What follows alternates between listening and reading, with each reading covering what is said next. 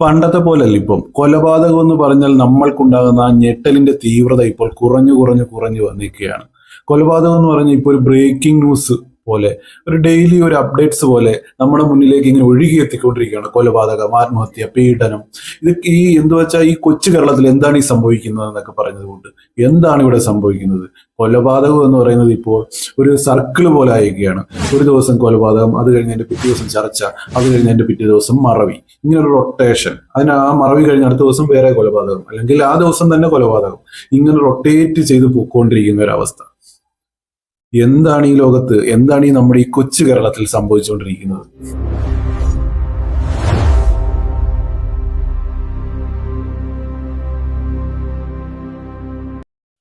ഇപ്പോൾ താണ്ട് വീണ്ടും വന്ന് ഇരിക്കുന്ന ഒരു കൊലപാതകമാണ് വ്യാഴാഴ്ച നടന്ന പറവൂരിൽ നടന്ന ഒരു കൊലപാതകം. ആലുവ എടത്തല NAD കവല പുറത്തുപ്പാറ വീട്ടിൽ PS സുരമ്യയാണ് 24 വയസ്സുള്ള ഈ പെൺകുട്ടിയാണ് കൊല്ലപ്പെട്ടത്. സംഭവവുമായി ബന്ധപ്പെട്ട് വടക്കേക്കര മുറവൻതുരത്ത് കോലഞ്ചേരി വീട്ടിൽ ഷിബിനെ 34 വയസ്സുള്ള ഇയാളെ വടക്കേക്കര പോലീസ് അറസ്റ്റ് ചെയ്തു. വ്യാഴാഴ്ച രാവിലെ 11:30 ഈ കൊലപാതകം അരങ്ങേറിയത്.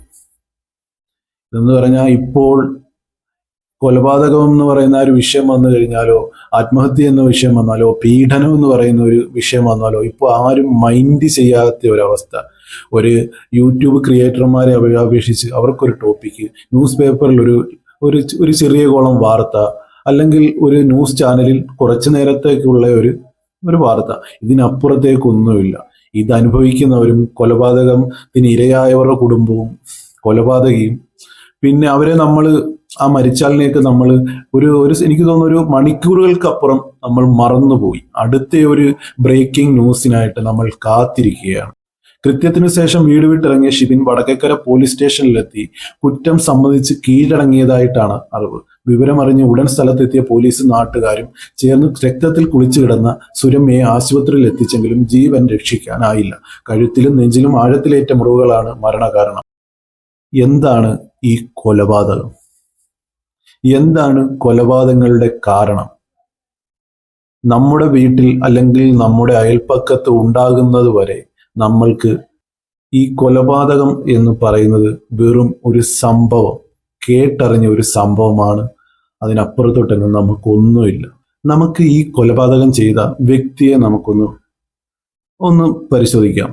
ഈ കൊലപാതകിയും എല്ലാവരെയും പോലെ തൻ്റെ കുടുംബത്തെ സ്നേഹിച്ചിരുന്ന ഒരു മനുഷ്യനാണ്. ഇന്നലെ വരെ സ്വന്തം മാതാപിതാക്കളുടെ അടുത്ത് പോയി സംസാരിച്ച്, അല്ലെങ്കിൽ കല്യാണം കഴിച്ചിട്ടുള്ളവനാണെങ്കിൽ ഭാര്യയോടൊത്തിരുന്ന് അവളെ കെട്ടിപ്പിടിച്ച് ഉമ്മ കൊടുത്ത്, കുഞ്ഞുങ്ങളുള്ള ആളാണെങ്കിൽ അവരുടെ കവിളിൽ ഒരു ഉമ്മയൊക്കെ കൊടുത്തിരുന്ന ഒരു സാധാരണ മനുഷ്യൻ തന്നെയാണ് ഈ കൊലപാതകി. പക്ഷെ അയാൾക്ക് ഇന്നെന്താണ് സംഭവിച്ചത്? ഇന്നൊരു പക്ഷെ അയാൾക്ക് താൻ ചെയ്ത കൊലപാതകത്തിൽ പൂർണ്ണ സന്തുഷ്ടനായിട്ടുള്ള ഒരാളായി മാറാൻ പറ്റിയെന്ന് വരും. നാം ജീവിക്കുന്ന ഈ ലോകം എപ്പോഴും നമ്മെ കാണിക്കുന്നത് രണ്ട് തരത്തിലുള്ള മനുഷ്യരെ അല്ല, മറിച്ച് ഒരേ മനുഷ്യന്റെ രണ്ട് വ്യത്യസ്തങ്ങളായിട്ടുള്ള മുഖങ്ങളെയാണ്. നമ്മളിൽ പലരും ദിവസവും കണ്ടുമുട്ടുന്ന, കണ്ടില്ലെന്ന് നടിക്കുന്ന ചില ക്രൂരമായ സത്യങ്ങളിലേക്കാണ് നമ്മൾ നോക്കേണ്ടത്. പുറത്തുനിന്ന് നോക്കുമ്പോൾ അങ്ങേയറ്റം മാന്യനായ, കുടുംബത്തെ ജീവന് തുല്യ സ്നേഹിക്കുന്ന ഒരു നല്ല മനുഷ്യൻ, വീട്ടിൽ തൻ്റെ കുഞ്ഞിനെ തോളിലേറ്റി താലോലിക്കുന്ന, ഭാര്യയുടെ കവിളിൽ പ്രണയത്തോടെ തലോടുന്ന ഒരച്ഛൻ, ഒരു ഭർത്താവ്. എന്നാൽ അതേ മനുഷ്യൻ തൻ്റെ ജോലി സ്ഥലത്തോ സമൂഹത്തിലോ മറ്റു മനുഷ്യരോടോ കാണിക്കുന്ന ക്രൂരതയ്ക്കും ദയയില്ലായ്മയ്ക്കും കയ്യും കണക്കും ഉണ്ടായിരിക്കുകയില്ല. തൻ്റെ കുടുംബത്തിൻ്റെ സന്തോഷത്തിനും സുഖസൗകര്യങ്ങൾക്കും വേണ്ടി മറ്റുള്ളവരുടെ കണ്ണീരും ചോരയും വിയർപ്പും വിലപേശി വിൽക്കാൻ അയാൾക്ക് ഒരു മടിയും ഉണ്ടാകുകയില്ല. ഓരോ കൊലപാതകയെയും കുറിച്ചാണ് ഞാനീ പറയുന്നത്. ഇന്നത്തെ സമൂഹത്തെ എടുത്തു നോക്കൂ. നാം ജീവിക്കുന്നത് അത്തരം ആയിരക്കണക്കിന് മനുഷ്യരുടെ ഇടയിലാണ്. ഓരോ കൊലപാതകങ്ങൾക്കും ഇടയിലാണ് നമ്മൾ ഇപ്പോൾ ജീവിക്കുന്നത്. തനിക്ക് ജീവിക്കാൻ തൻ്റെ പ്രിയപ്പെട്ടവർ കൊതിക്കുന്നതെല്ലാം വാങ്ങിക്കൊടുക്കാൻ, അതിനുവേണ്ടി മറ്റുള്ളവരുടെ അവകാശങ്ങളും ജീവിതവും ചവിട്ടി മെതിക്കുന്നവർ, അഴിമതി നടത്തുന്ന ഉദ്യോഗസ്ഥൻ, പാവപ്പെട്ടവനെ ചൂഷണം ചെയ്യുന്ന മുതലാളി, അതിക്രമങ്ങൾ കാട്ടുന്ന ഭരണാധികാരി, ഇവരെ എല്ലാം സൂക്ഷ്മമായി നിരീക്ഷിച്ചാൽ നമുക്ക് ഒന്ന് കാണാൻ പറ്റും. വീട്ടിലെത്തിയാൽ ഇവർ അങ്ങേയറ്റം സൗമ്യരും സ്നേഹസമ്പന്നരുമായ കുടുംബനാഥന്മാരായിരിക്കും. അതാണ് മനുഷ്യന്റെ രണ്ട് മുഖത്തെക്കുറിച്ച് ഞാൻ നേരത്തെ പറഞ്ഞത്. ഒരു കൊലപാതകിയെ സംബന്ധിച്ചിടത്തോളം അയാൾക്ക് നഷ്ടബോധമില്ല, പശ്ചാത്താപമില്ല, മനസാക്ഷി കുത്തില്ല. മറ്റൊരാളുടെ തലയോട് തല്ലിപ്പൊളിക്കുമ്പോഴോ അവന്റെ നെഞ്ചിലേക്ക് കത്തി കുത്തി ഇറക്കുമ്പോഴോ അല്ലെങ്കിൽ ഒരുവളുടെ കഴുത്ത് ഞെരിച്ച് കൊല്ലുമ്പോഴോ മറ്റുള്ള ഒരാളുടെ ജീവിതം തകർത്തിട്ട് ഒരു ഭാവവ്യത്യാസവും ഇല്ലാതെ വീട്ടിൽ വന്ന് സ്വന്തം കുഞ്ഞിനെ അല്ലെങ്കിൽ സ്വന്തം മാതാപിതാക്കളുടെ അടുത്ത് ഒരു ഭാവഭേദവും ഇല്ലാതെ ഇപ്പോൾ ആ വ്യക്തി പോലീസിൽ പോയി കീഴടങ്ങിയെന്ന് പറയും. ഞാൻ ആ വ്യക്തിയല്ല ഈ പറയുന്നത്, എല്ലാവരെയും കുറിച്ചാണ് ഞാൻ പറയുന്നത്. താൽക്കാലിക സന്തോഷങ്ങൾക്ക് വേണ്ടി സ്വന്തം മനുഷ്യത്വം പണയം വെച്ച ആ ആൾക്കാർ, ആ ഒരു ഗ്രൂപ്പ് ആൾക്കാരെ കുറിച്ചാണ് ഞാൻ ഈ പറയുന്നത്. അവർക്ക് ഈ കൊലപാതകങ്ങൾ ചെയ്യുമ്പോൾ അവർക്ക് ഇതിൽ നിന്ന് കിട്ടുന്ന ആ ഒരു ലാഭം അല്ലെങ്കിൽ അവരുടെ ആ മനസ്സിലുണ്ടാകുന്ന ആ ഒരു സാറ്റിസ്ഫാക്ഷൻ, അവർ സത്യം പറഞ്ഞ ഒരു യന്ത്രങ്ങളെ പോലാണ് വർക്ക് ചെയ്യുന്നത് തന്നെ. നമ്മുടെ ആത്മാവിനെ വിറ്റ് മറ്റുള്ളവരുടെ കണ്ണീരിന്മേൽ പടുത്തുയർത്തുന്ന സന്തോഷങ്ങൾക്ക് എത്രത്തോളം ആയുസ് ഉണ്ടാകും. സ്നേഹവും കരുണയും സ്വന്തം വീടിന്റെ 4 ചുവരുകൾക്കുള്ളിൽ മാത്രം ഒതുങ്ങി നിൽക്കേണ്ട ഒന്നാണോ? അല്ല, ഈ സമൂഹത്തിലോട്ട് തന്നെ സ്പ്രെഡ് ചെയ്യേണ്ട കാര്യങ്ങളാണ് ഈ സ്നേഹം എന്ന് പറയുന്നത്.